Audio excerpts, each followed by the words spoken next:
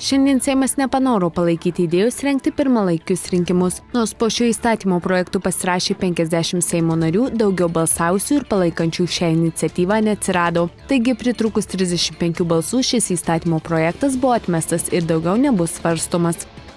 Šiandien iškilmingai prisiekė ir Vietuolino Karaliaus Seimo nario pareigas pradėjo eiti Tautos prisikėlimo partijos atstovas Andrius Burba. Naujai prisiekusio parlamentaro teigimu jis politikoje nenaujokas. Jau anksčiau yra dirbęs Seimo nario padėjėjų. Šiuo metu Seime dirba 140 parlamentarų.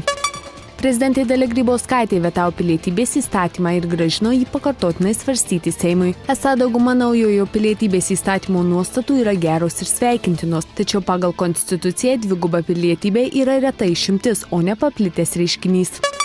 Socialinės apsaugos ir darbo ministerija linkusi raminti gyventojus, jog bus išmokėtos jiems priklausančios socialinės išmokos. Tačiau šiuo metu papildomų lėšų socialiniai paramai likusiems šių metų mėnesiams trūksta beveik visose savivaldybėse, iš kur jos bus paimtos kol kas neaišku.